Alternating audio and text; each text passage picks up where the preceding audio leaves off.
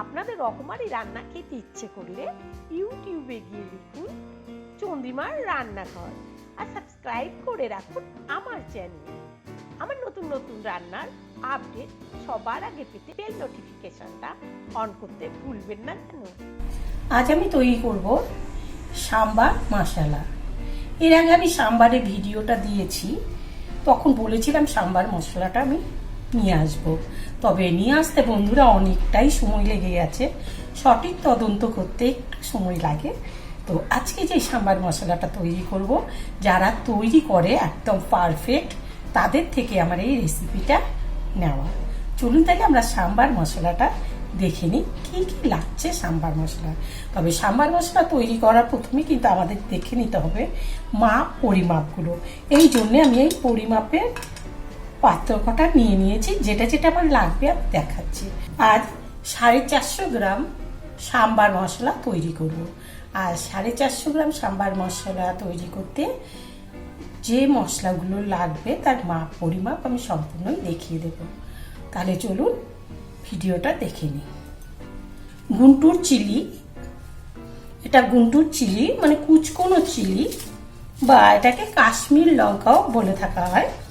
এটা নিলাম 75 গ্রাম। Dry chilli, এই ড্রাই চিলি মানে লাল শুকনো লঙ্কা, তাই শুকনো লঙ্কা নিয়েছি এখানে 50 গ্রাম।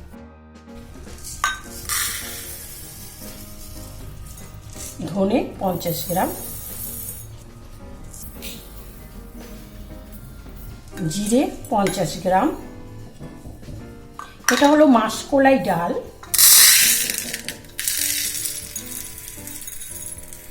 পঞ্চাশ গ্রাম, এটা হলো সবুজ ছোলা, সবুজ রঙের ছোলা 50 গ্রাম। এবার নিচ্ছি চাল, চাল 50 গ্রাম। দেখবেন ডাক্তারি সাজেশনে লেখা থাকে কিন্তু যে চালের গুঁড়োটা আমাদের খাওয়া উচিত স্বাস্থ্যের জন্য, তা আমাদের নর্মাল এইভাবে খাওয়া হয় না, সাম্বার মশলার মধ্যে থাকলে কিন্তু খাওয়া হয়ে যাবে। এটা নিলাম 25 গ্রাম। 25 গ্রাম অড়হর ডাল,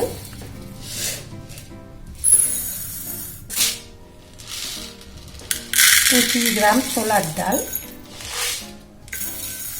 বোঝার সুবিধের জন্য প্রতিটা জিনিস মেপে মেপে দেখিয়ে দিচ্ছি। 1 চামচ গোলমরিচ, এখানে কিছুটা পড়ে গিয়েছে, সব মিলিয়ে এখানে 1 চামচ গোলমরিচ।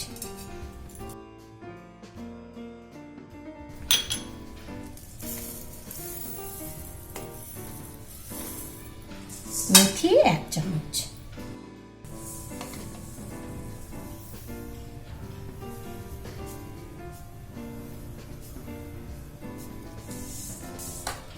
এক চামচ সর্ষে, 2টো লবঙ্গ, দারচিনি 5 পিস, আর হিং নেব সামান্য, হিং সামান্য, আর লাগবে কারি পাতা 20 পিস কারি পাতা নেব। গ্যাসটা ধরিয়ে ফ্রাই প্যানটা চাপিয়ে দিয়েছি। এবার এর মধ্যে এক এক করে কিভাবে মশলাটা তৈরি করার আগে একটু ভেজে নিতে হবে, তেলে নিতে হবে যাকে বলা যায়, সেটাকে দেখে নিচ্ছি। দিয়ে দিচ্ছি এটা ছোলার ডাল। এই ছোলার ডালের সাথে আমি অন্য ডালগুলো দিয়ে দিতে পারি। এটা দিচ্ছি সবুজ ছোলা। এবার দিয়ে দিচ্ছি অড়হরের ডাল, আর দিয়ে দেবো এটা মাসকলাই ডাল। এবার এই সব কিছুকে একটু টেলে দিচ্ছি। মোটামুটি একটু গরম হয়ে উঠেছে, হালকা একটু স্মেল বেরিয়েছে, খুব বেশি ভাজবো না, তাহলে কিন্তু আবার তেতো হয়ে যেতে পারে। হয়ে গিয়েছে, এবার নামিয়ে দিচ্ছি। একটা জায়গায় সবকিছু নামিয়ে নিচ্ছি।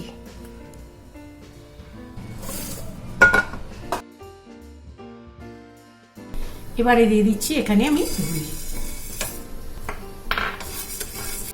এর মধ্যেই দিয়ে দিচ্ছি এবার চাল, চালটা দিলে মিশিয়ে দিচ্ছি।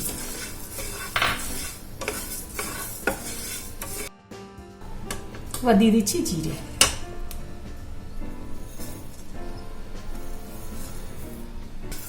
জিরেটা পরে দিলাম, তার কারণ জিরেটা তো বেশি তাপ খায় না, অল্প তাপেই জিরেটা হয়ে যাবে না, আমি জিরেটা পরে দিলাম। হয়ে গিয়েছে, আমি এই থালার মধ্যেই আবার নামিয়ে নিচ্ছি। আবার গ্যাসে বসিয়ে দিলাম।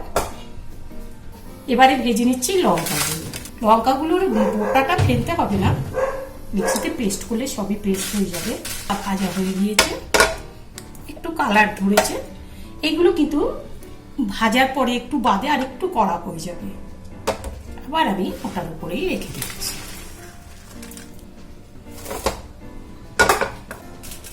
এগুলোকে বলা হয় কাশ্মীর লঙ্কা। এটা কিন্তু ঝাল খুব বেশি হবে না, সামান্য ঝাল হবে, আর এটাতে তরকারিটা লাল হবে।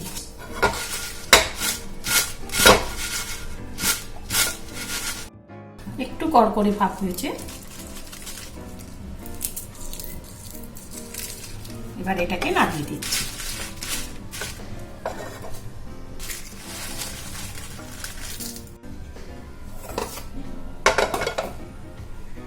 লবঙ্গ দুটো, দারচিনি 5 টুকরো, দিয়ে দিচ্ছি সর্ষেটা। এবারে দিয়ে দিচ্ছি মেথি। মেথিটা একটু কালার হতে দেব। হয়ে গিয়েছে, একটু কালারটা চেঞ্জ। এবার এর মধ্যে গোলমরিচগুলো দিয়ে দিলাম। গ্যাসে ফ্লেম অফ করে দেব। এই যে কড়ার গরম আছে, এই গরমে কিন্তু গোলমরিচটা হয়ে যাবে। এবারে অবশিষ্ট টাইমে দিয়ে দিলাম হিং। হয়ে গেল। এবার এটাকে একই জায়গাতে ঢেলে নিচ্ছি।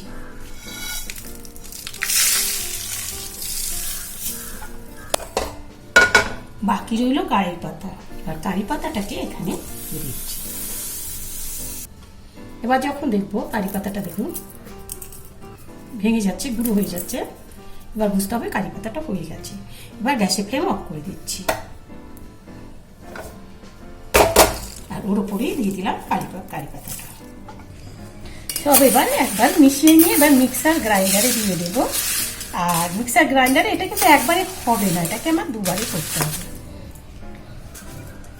মিক্সার গ্রাইন্ডারটা নিয়ে নিলাম। গ্রাইন্ডার নিয়ে এর মধ্যে এবার এক এক করে সবকিছু দিয়ে দিচ্ছি।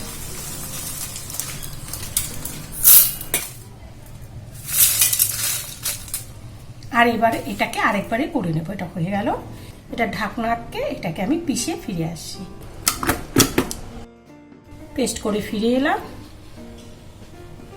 এই দেখুন এরকম গুঁড়ো হয়েছে, তৈরি হয়ে গেল। এবার দ্বিতীয় পার্টটা, এটাকেও আমি পেস্ট করে ফিরে আসছি। দ্বিতীয় পার্টটাও পেস্ট করা হয়ে গিয়েছে। এবার সব মশলাগুলোকে চেলে নিচ্ছি।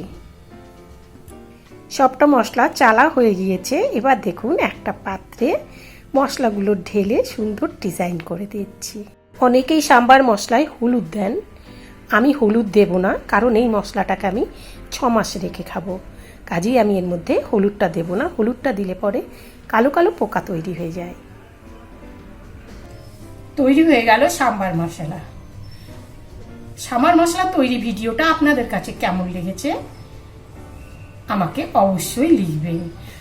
আর আমার ভিডিওটা ভালো লাগে লাইক করুন।